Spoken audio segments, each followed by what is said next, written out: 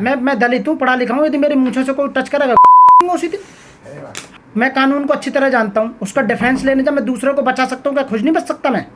इसलिए पढ़ाई लिखाई जरूरी है। कानून में इतनी खामियां हैं कि उनका बेनिफिट ले सकते हैं हम, समझ रहे हो ना? मूंछों से क्या दिक्कत होती है लोगों को? मूंछों से क्या है कि मूंछे पहले ठाकुर वगैरह रखते थे, जो अपने आप को हाई कास्ट समझते हैं, वो समझते हैं कि, तो मूंछों से समझते हैं कि ये मेरी बराबरी का मतलब जो हमसे ऊंचा हो रहा है, मूंछों का मतलब ये है, समझ रहे हो ना? तो वो नहीं चाहते कि कोई लोग रौब से मूंछों को ताव लगाए या मूंछ रखें, तो उन्हें अच्छा नहीं लगता। वो हमारे बराबरी में आता है, उनका कहने का मतलब। कहा जाता है ग्रंथों में, वेदों में लिखा हुआ कि कर्म से बड़ा होता है आदमी। कर्म से बड़ा होता है, लेकिन जो इस काम को कर रहे हैं, मार रहे हैं, वो तो समझते नहीं है ना इस बात को, कर्म से बड़ा होता है। आप समझ रहे हैं ना जो बात कहना चाह रहे हैं? वो नहीं समझते। अध्यात्मवाद की बात कर रहे हो आप, धार्मिकवाद की बात कर रहे हो आप। कहाँ कहा गया कि कर्म से बड़ा होता? गीता में तो कहा है। फिर वो हिंदू ही तो हैं जो मार रहे हैं, मुसलमान थोड़ी मार रहे हैं। आपने देखा है मुसलमानों पर कम अत्याचार होता है, उनकी बहन बेटियों के साथ में कम रेप होते हैं, उनकी मूछें दाढ़ी खूब रखते हैं, उन्हें नहीं मारते। तो मैं आपसे हाथ जोड़कर विनती करता हूँ अपने दलित भाइयों से कि आप जब तक सीखोगे तो मरते रहोगे, डेफिनेटली बता रहा हूँ। मैं लगाऊंगा आपकी बेल, मैं आपका केस लड़ूंगा। अभी तक कितने बचा लिए आपने दलित? काफ़ी लोग बचाए, बहुत लोग बचाए मैंने। और लोगों को मैंने एडवाइज करा, बहुत लोगों को 100 से ज़्यादा एडवोकेट बना चुका हूँ मैं। समझ रहे हो कितने लोगों की बेल करा चुका हूँ फ्री में। आप हिंसा की बात करते हैं? मैं हिंसा की बात नहीं करता, कानून में है उसका प्रोविजन। यदि वो आपको मानेंगे, गवर्नमेंट कुछ कर नहीं रही, तुम्हारे खून में क्या पानी बन गया है? कानून तो हमारे यहाँ बहुत बहुत लंबा चलता है, इतना तो 20 साल हो जाएंगी। बताइए ना आप, इतना वेट कौन करेगा? आप लोग तो संविधान को, कानून को मानने वाले। हाँ बिल्कुल मानने वाले, लेकिन आपको कानून हाथ में लीजिए ना, आप कानून पढ़े लिखे हैं तो लो हाथ में। समझ रहे हो? मैं कह रहा हूँ मुझे कोई यहाँ मारने आ जाए तो कानून, कचहरी, कोर्ट, पुलिस तो बाद की बात है, पहले तो तुम खुद ही बचोगे जब ही ना कुछ करोगे। समझ रहे हो ना? डेफिनेटली महाभारत में क्या हुआ? अर्जुन ने वध किया था ना दुश्मनों का, तो अपने दुश्मनों का वध तो करना ही पड़ेगा। अच्छा, महाभारत को मानते हैं आप? मैं अरे कमाल कर दिया। महाभारत में जो था, महाभारत को मतलब मानने का मैं एक एग्जांपल दे रहा हूँ। मानता जैसे हूँ मैं जो मानता हूँ। मैं तो भगवान बुद्ध को मानता हूँ। भगवान बुद्ध ने ये कहा था कि शांति का संदेश दिया, समझ रहे हो ना? पर शांति से बात नहीं बननी तो फिर क्या करें? बताइए आप। तुम्हारे सामने तुम जा रहे हो, तुम्हारी बीवी का रेप कर दिया जा, तुम्हारी बेटी का रेप कर दिया जा, तुम्हारी बहन का रेप कर दिया जाए, तो खून में पानी है क्या? बताइए ना। रेप करने दोगे क्या आप? बताइए ना। आपके बेटे को आपके सामने मार रहे हैं, क्या आप चुप रहोगे क्या तुम? तो इसलिए साथियों, मैं हाथ जोड़कर विनती करता हूँ कि आप सीख लो। जिस दिन मारना सीख जाओगे उस दिन तुम पर अत्याचार होने बंद हो जाएंगे। नहीं तो आप हिंसा सिखा रहे हैं। हिंसा नहीं सिखा रहा मैं सेल्फ डिफेंस की बात कर रहा हूँ। पहले मत मारो। यदि कोई तुम पे हमला करता है, तुम्हारे साथ ऐसा करता है, तब मारो, तब की बात कर रहा हूँ मैं। हिंसा का मतलब है कि अपनी तरफ से ही स्टार्टिंग करनी। यदि कोई तुम्हारे ऊपर करता है तो सेल्फ डिफेंस में, मैं फिर कह रहा हूँ, सेल्फ डिफेंस में आप मार सकते हैं। ये कोर्ट कचहरी है, पुलिस है, अदालत है, वहाँ न्याय मिलता है ना। क्या खेत में कोर्ट कचहरी जाएगी, पुलिस जाएगी खेत में? तुम्हारी बेटी का रेप हो रहा है, वहाँ तो तुम ही हो ना, तुम्हारे सामने हो रहा है, तो बताइए। बाबा साहब पे इतने अत्याचार हुए थे, शारीरिक मानसिक, लेकिन उन्होंने कभी वो वक्त दूसरा था, वो वक्त और था। उस समय की बात मत करो। आज 100 साल हो चुकी हैं उन बातों को। 100 साल पहले और स्थिति थी, तो आज स्थिति नहीं। बाबा साहब अपनी जगह सही थे। उस परिस्थिति, उस समय, उस काल में बाबा साहब बिल्कुल बढ़िया थे। उस समय हमारे लोगों पर इतनी ऐसी परिस्थितियां नहीं थी। वो लोग धनढ़ नहीं थे, वो पढ़े लिखे नहीं थे उस समय।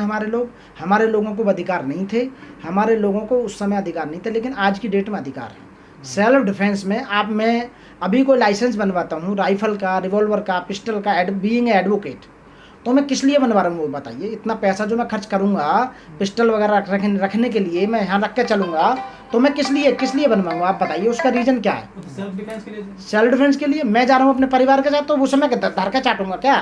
क्या राजनीति में कमजोर होना दलितों का, ये भी अत्याचार को बढ़ावा देता है?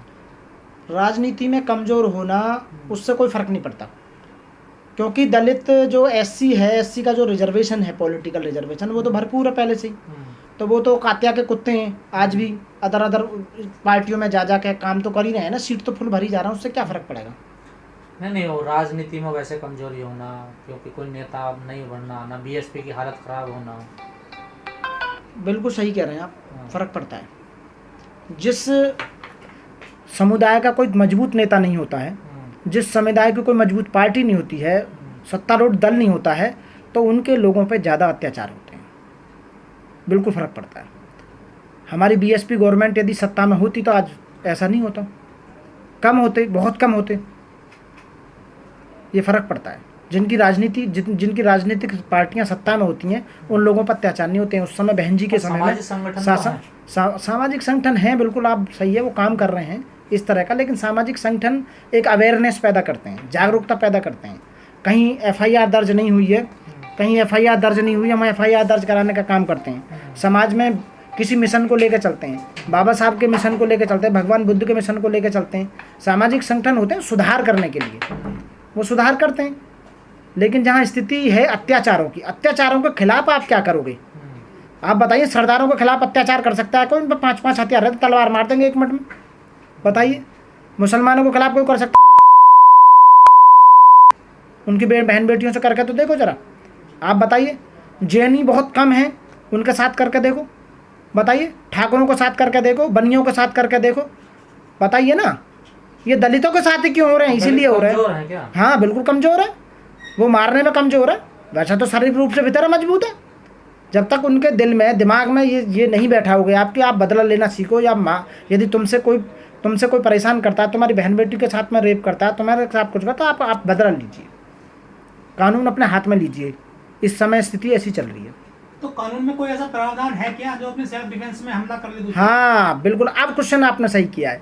लॉर्ड मैकाले ने सन 1860 में जो आईपीसी बनाई थी, उसमें आईपीसी के अंदर मैं आपको बताता हूँ, ये आईपीसी है, और आईपीसी में सेक्शन 76 से लेकर 106 तक ये प्रोविज़न दिया हुआ है कि हम अपने सेल्फ डिफेंस में किसी की हत्या भी कर सकते हैं। लेकिन दलितों के न्याय के लिए SC/ST एक्ट भी है 1989 वाला। हाँ। इसके अलावा जो अनुसूचित जाति आयोग भी है, दलित बहुत सारे सांसद भी हैं, विधायक भी हैं, वो भी तो हेल्प कर सकते हैं आपकी। SC/ST आयोग को कोई सजा देने की पावर नहीं है, वो केवल ये हेल्प कराते हैं कि आपको SC/ST एक्ट में मुकदमा दर्ज होगा, समझ रहे हो ना। वो क्या करते हैं, हमने कंप्लेंट दी, वहाँ के कमिश्नर और DM को बुला लेते हैं, भाई इनके साथ में ये हुआ, उन्हें कुछ अपना वेलफेयर के लिए कुछ फंड दे देते हैं, बाकी FIR दर्ज कराते हैं। अब क्या हो रहा है कि वह तो SC/ST एक्ट में अंदर जाना चाहिए आदमी, बाहर से बाहर एंटीसिपेटरी बेल नहीं है, लेकिन सत्ता में और लोग बैठे हुए हैं, बाहर से बाहर ही जो है, मतलब एविडेंस नहीं मिल पाता है, जिसकी वजह से उन्हें बेल हो जाती है बाहर से बाहर ही। तो उसका मिसयूज हो रहा है। मिसयूज मतलब जो पावर का वो ख़त्म करते जा रहे हैं धीरे धीरे, ये समस्या ये है। और जो सांसद 131, यदि आप अच्छा एक बात बताइए, कोई दबंग आदमी है, धींगड़ा आदमी है, ताकतवर आदमी है, क्या वो रिपोर्ट करता है, कानून का सहारा लेता है? भाई उसमें तो ताकत इतनी होती है, उससे तो वैसे टच नहीं करता, करेगा तो मारेगा। तो मैं ये कहूँगा, जब तक आप खुद मारने लायक नहीं हो जाओगे, मरने लायक हो मरते रहो, जिस दिन मारने लायक होगे उस दिन तुमसे सब पंगे लेने छोड़ देंगे। जो आदमी शिक्षित हो जाता है वो किसी के अत्याचार सह ही नहीं सकता। फॉर एग्जाम्पल, यदि कोई आदमी पढ़ लिख कर एडवोकेट बन जाए, डॉक्टर बन जाए, टीचर बन जाए, इंजीनियर बन जाए, IAS, IPS, IRS, जज, वह कुछ भी बन जाएगा, वो आदमी, उसे ज्ञान हो जाएगा, कानून की नॉलेज होगी, और वो अत्याचार सह ही नहीं सकता। शिक्षा इंसान को चहुमुखी की विकास करती है शिक्षा। इसलिए जितने भी ज़्यादातर जो अत्याचार हो रहे हैं वो अनपढ़ों के साथ हो रहे हैं, जो गांव में रहते हैं। तो लिखे पड़े थे, वो ठीक है, वो फॉर एग्जांपल अलग बात हो सकती है, 1-2, ऐसा नहीं है कि भाई तमाम घटनाएं ऐसी आई हैं जहाँ पर सामाजिक शोषण होता है, पढ़े लिखे लोगों का भी। बिल्कुल होता है। जो आदमी आवाज़ नहीं उठाएगा, बाबा साहब ने कहा कि अपना विरोध दर्ज करो हर परिस्थिति में। यदि आप अपना विरोध दर्ज करोगे, यदि आप आवाज़ उठाओगे, तो एक दिन कम हो जाएगा, बंद भी हो जाएगा आने वाले समय में। वकील साहब, लेकिन मैं लास्ट में एक बात कहूँगा, कीचड़ को साफ करने के लिए कीचड़ में उतरना ही होगा, और आपको भी सनना पड़ेगा उसमें। मेरा कहने का मतलब ये है कि यदि वो लोग तुम पर अत्याचार करते हैं, यदि वो तुम्हें मारते हैं, तुम्हारे साथ करते हैं, तो आप